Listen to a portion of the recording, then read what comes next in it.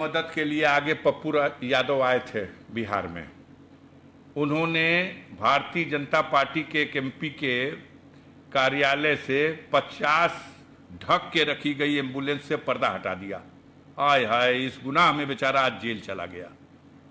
ये सरकार और इसमें बैठे हुए इनके मुखिया ये इतने बेशरम लोग हैं। हमने आज तक एक ही बात सुनी थी और देखी थी कि आपदा की घड़ी में एक दूसरे के बैरी भी एक दूसरे को क्षति नहीं पहुंचाते। बाढ़ के समय जब बाढ़ का पानी बढ़ता है तो किसी चट्टान पर, किसी वृक्ष पर, किसी दीवार पर चढ़ के सांप भी छुप जाता है, चूहा भी छुप जाता है, उसी पे बाज भी बैठ जाता है, उसी पे चिड़िया भी बैठती होती है, उसी पे मनुष्य भी होता है। कोई किसी को नहीं डसता। ये पहली बार नया फार्मूला भारत में दिया गया कि आपदा को अवसर बनाओ, और आपदा को अवसर बना दिया गया। दिल्ली के तिहाड़ जेल में बंद पूर्व सांसद शहाबुद्दीन साहब को कोरोना के नाम पर और भेज करके हॉस्पिटल में, और इस तरह से व्यवस्था दी गई कि वो चले गए।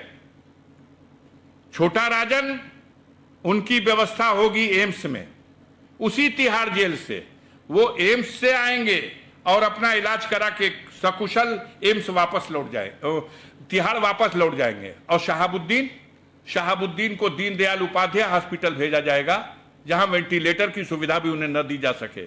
अभी आजम खां के जान के लाले पड़े हुए हैं, लाया गया है उठा करके लखनऊ, और ताना बाना जैसा बनाया जा रहा है। मुझे लगता है अब ज्यादा समय नहीं लगना है। उनके लिए भी सारी योजनाएं लगता है पहले से प्लान कर ली गई हैं। लेकिन इस हुकूमत से बड़ी भी कोई हुकूमत है और कोई हाकिम है। इन पापों का हिसाब जो दुनिया में लोग अभी नहीं ले पा रहे हैं, उसका हिसाब वो लेगा।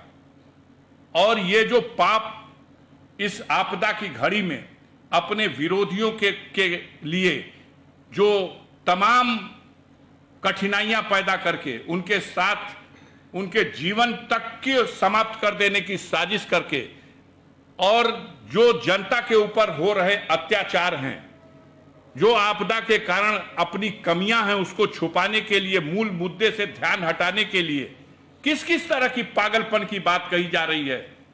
जहां छुट्टा मवेशी रखे जाएंगे वहां थर्मामीटर रखा जाएगा कि उनका ऑक्सीजन नापा जाए, उनका स्वास्थ्य चेक किया जाए।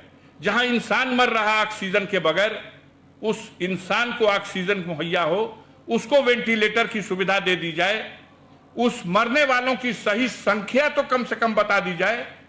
कुछ नहीं।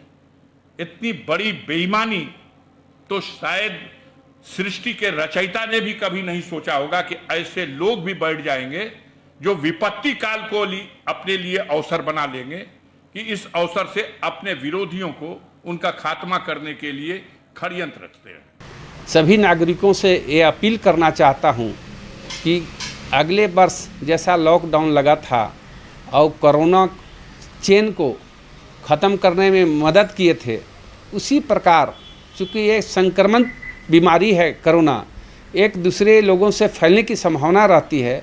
वैसी स्थिति में मेरा यह अपील होगा कि सभी लोग घरों में रहें, सुरक्षित रहें, और ये स्वास्थ्य सप्ताह जो मनाने का सरकार द्वारा निर्णय लिया गया है उसमें पूर्ण सहयोग करें और स्वस्थ रहें और सुरक्षित रहें।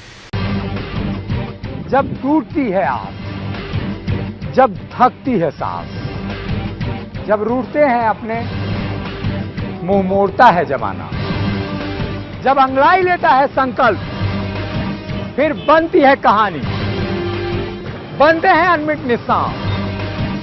देखिए मेरे साथ संघर्ष की दास्तान।